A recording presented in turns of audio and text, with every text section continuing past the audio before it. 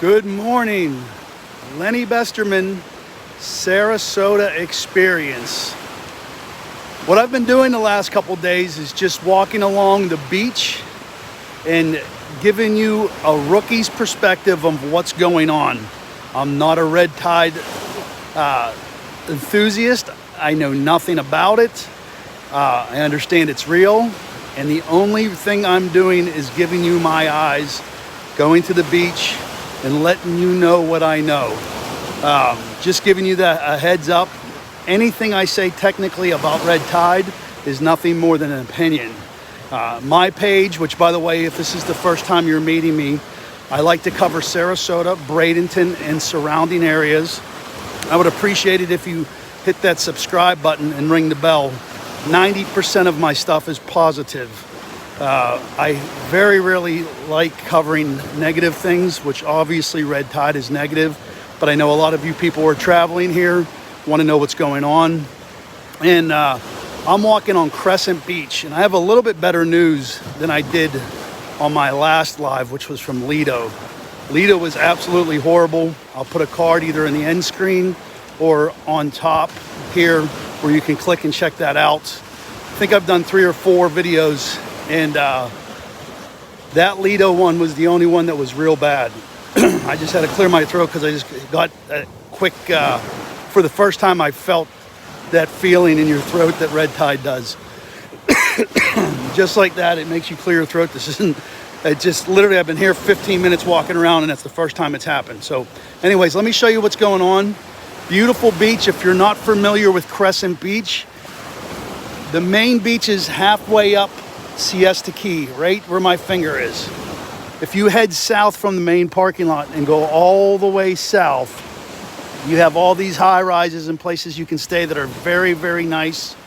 The Siesta Key MTV show, the mansion is the last building on the left down there. And what it does is it follows all the way down to an area called Point of Rocks, which is right where my finger is there. There's one more beach south of this area. It's called Turtle Beach. Very nice beach. Quiet. There's all kinds of different benefits down there, but that's a different video. Trying to explain where I'm at right now. Crescent Beach is very, very nice. And here's the situation. I do see dead fish, but the smell is not here today. And that could change because a lot of this could be sitting and baking in the sun as you go through the day. But right now, I walked out here and it felt like a normal day till a couple minutes ago when I coughed. So that's really, really good. People were asking about Siesta Key. The same exact feeling that I felt in my first 2 videos. Every once in a while, you'll walk like a 50 to 100 yards. You'll get a quick feel of the red tide, or you'll want to clear your throat, or a quick, real bad stench.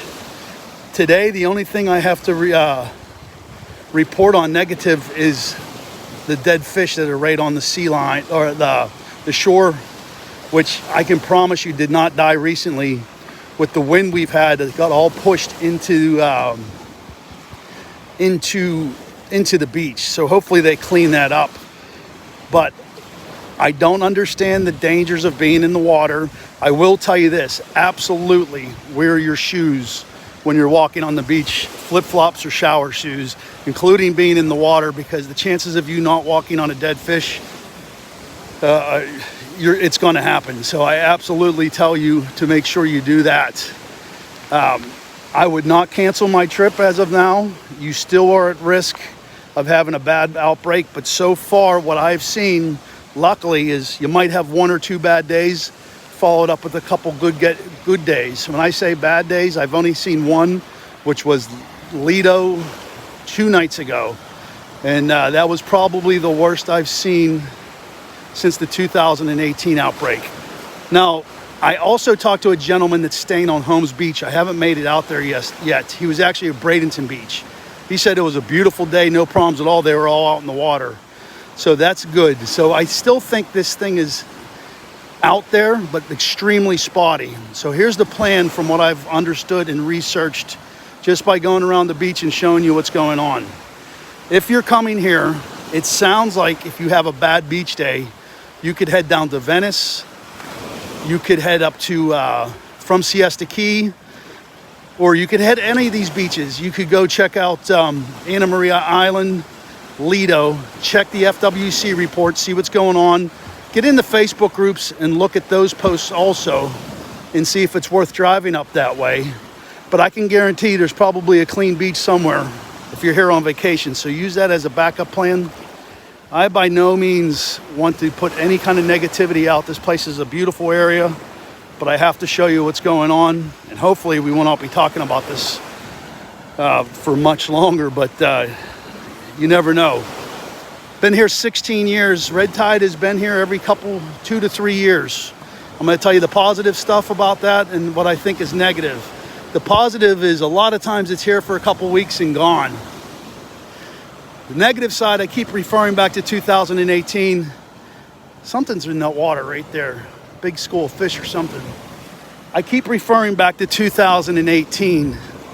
But that was right when the peak of social media started to happen. Everybody has cameras out here. And a lot of people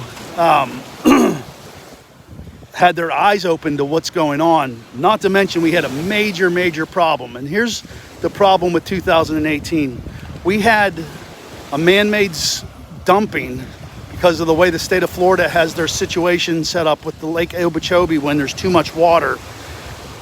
When you get too much rain, they use the rivers as overflows. I've said this in past videos. And if it gets too high, if they do not dump the water, it could flood the Everglades and all the houses down there and cause major catastrophes to the south.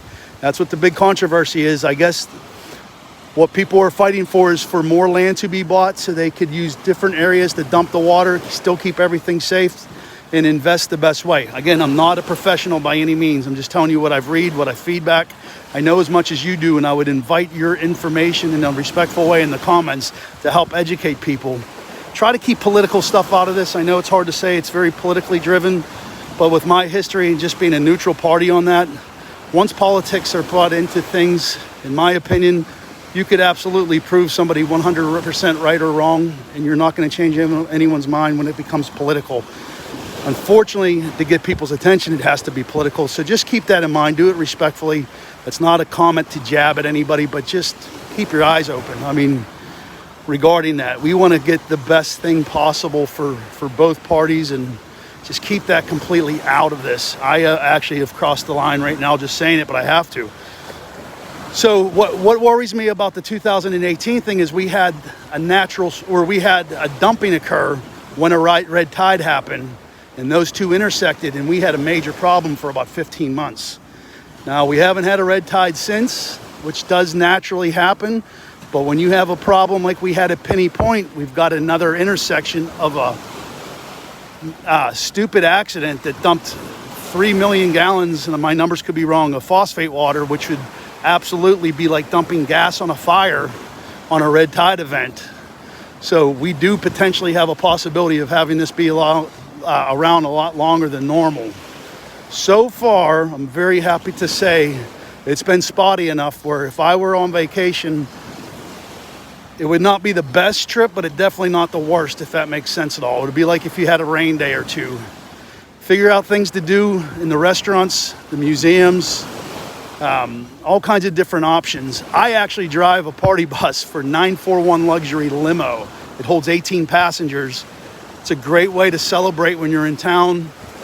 Anniversaries, parties, bachelor parties. I actually have a run today where we're going to the Tampa Hard Rock Casino for the whole day. So I do that as my job. I would be your driver if you're ever interested. It's 941limos.com.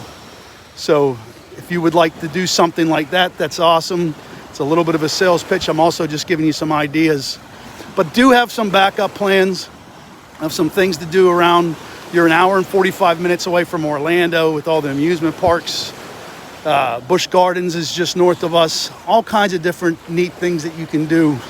So consider that as a backup plan if you have a crappy day at the beach because of what's going on. But I'm walking on the beach. I could work out here today. It's a very, very, very nice day. I would say the red tide is very irrelevant this morning, which is very promising. Much better than what I had said in the Lido beach.